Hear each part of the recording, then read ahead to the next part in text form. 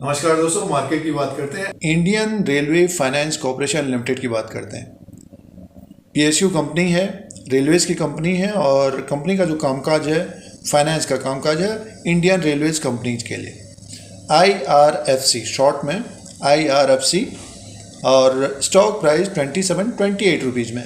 और आगे की बात करेंगे, स्टॉक में तेज़ी रहेगी या गिरावट रहेगी, रेजिस्टेंस और सपोर्ट की बात करेंगे शेयर प्राइस के अनुसार, फाइनेंशियल नंबर की बात करेंगे, मार्केट कैप, बुक वैल्यू पर शेयर और प्राइस परफॉर्मेंस और important point share holding pattern की बात करेंगे। जैसे कि स्टॉक नीचे की तरफ आया है तो रिटेलर्स ने क्या किया है, आपने बहुत सारे वीडियोस देखे होंगे। आगे क्या रह सकता है, तेज़ी आएगी नहीं आएगी, डिविडेंड के बारे में। तो Indian railway finance corporation limited की बात करते हैं और डिस्कस करते हैं, चर्चा करते हैं, एनालिसिस करते हैं।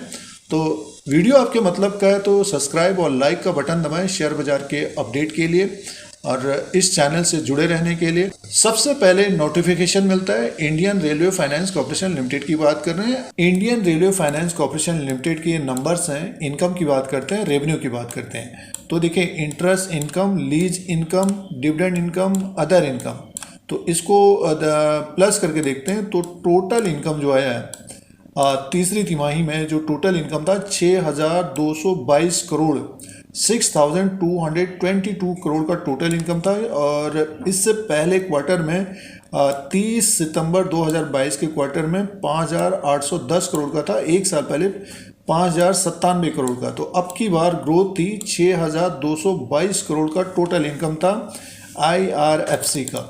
और देखिए, जो एक्सपेंसेस था अब की बार 4,588 करोड़ का था। तो expenses 4,588 crore, total income 6,222 crore. तो कंपनी का जो प्रॉफिट बिफोर टैक्स था 1,633 करोड़ का था। और देखिए, जो कंपनी का प्रॉफिट है, profit for the period 1,633 crore company को प्रॉफिट है। सीधे से प्रॉफिट की बात करते हैं, profit for the period 1,633 crore का है। और ये देखिए, Q2 में 1,714 करोड़ का था, एक साल पहले 1,593 करोड़ का। तो आसपास ही है ये, बट ये कि क्वार्टर एंड क्वार्टर के हिसाब से कम था। सालाना देखते हैं तो बढ़ कर आया था, 1,633 करोड़ का प्रॉफिट रहा है तीसरी तिमाही में।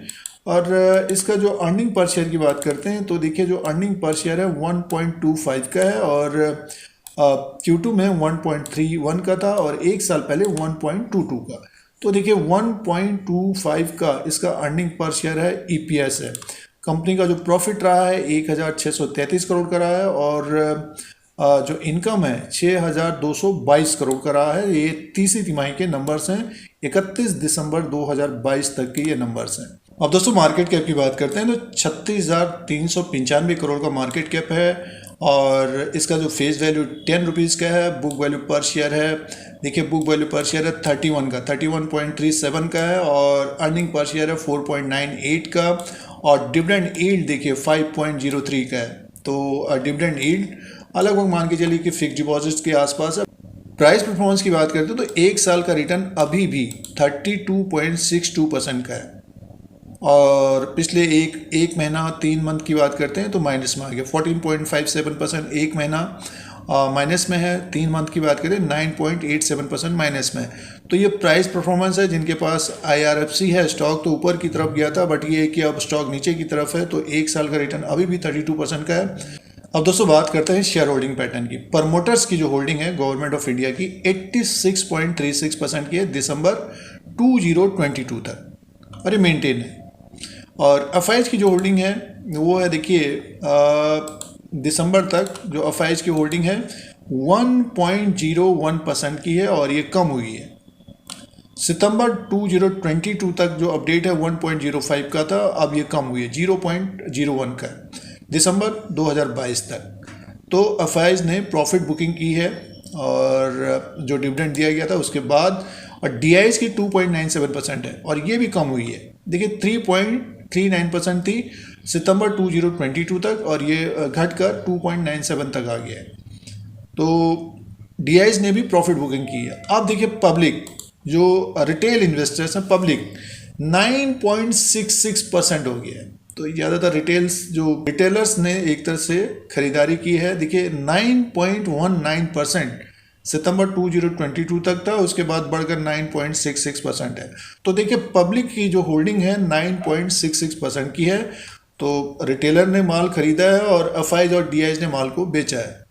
तो देखिए जो स्टॉक में गिरावट आई है, जब भी स्टॉक में गिरावट आती है तो ज़्यादातर रिटेलर फंसते हैं। फंडामेंटली एक तरह से देखिए अपने बुक वैल्यू से नीचे की तरफ कारोबार कर रहा है और काफ़ी अच्छा डिविडेंड भी दिया जाता है, नतीजे भी अच्छे थे। तो स्टॉक में एक तरह से पहले से एक तरह से तेज़ी थी।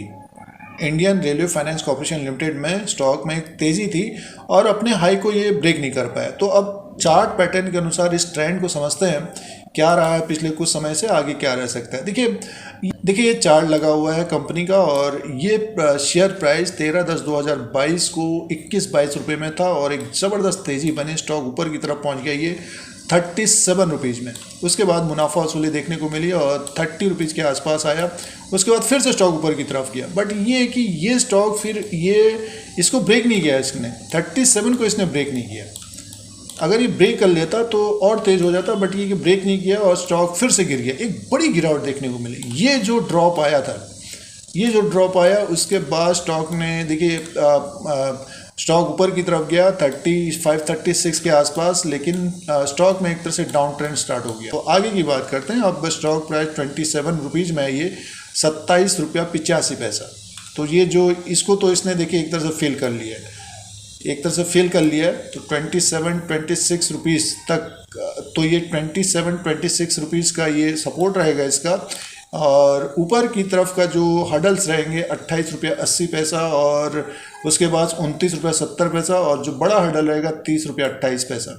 30 रुपया 28 पैसे के ऊपर निकलता है तब इसमें एक तेज़ी देखने को मिल सकती है, लगभग 33 रुपये। 27 रुपीज़ के नीचे अगर ये स्टॉक आता है तो मान के चलिए 25-24 रुपीज़ तक आता हुआ दिखाई देगा, ओवरसोल्ड की स्थिति बनेगी। नेक्स्ट 1-2 क्वार्टर तक इसी के बीच ये घूमता हुआ नज़र आ सकता है। टेक्निकली 24-25 रुपये के आसपास बाइंग, ऊपर की तरफ 30-33 रुपये पर प्रॉफिट बुकिंग। होल्ड करना चाहिए स्टॉक को और समय देना चाहिए। मान के चलिए कि नेक्स्ट अक्टूबर दिसंबर तक रेलवे स्टॉक्स में एक तरह से तेज़ी रहती है। जैसे कि अभी ये देखिए बात हुई अक्टूबर से, ये तेज हुआ जनवरी तक, तो इसी तरह का ट्रेंड आगे रह सकता है। तो होल्ड करना चाहिए, जिन्होंने यहाँ पे लिया है समय देना चाहिए और नतीजों के ऊपर ध्यान देना चाहिए। टेक्निकली एक तरह से ये बेयरिश मोड में है। 27-26 रुपीज़ का सपोर्ट रहेगा, इसके नीचे आएगा तो 1-2 रुपया और नीचे की तरफ आ सकता है। फंडामेंटली अपने बुक वैल्यू के नीचे कारोबार करें। टेक्निकली एक तरह से बेयरिश मोड है और बड़ी जो तेज़ी आएगी इसमें, जब ये 33 रुपये के ऊपर क्लोज होगा आने वाले महीनों में, तब इसमें तेज़ी आ सकती है। तो स्टॉक को होल्ड करना चाहिए जो ऊपर की तरफ ट्रैप हो गया, और जो अभी खरीदारी कर रहे हैं, जब स्टॉक ऊपर की तरफ हो तो मुनाफा वसूली करनी चाहिए। हमारे चैनल धीरज सिंह के स्टॉक्स पर बने रहने के लिए सब्सक्राइब करें, लाइक करें, शेयर करें।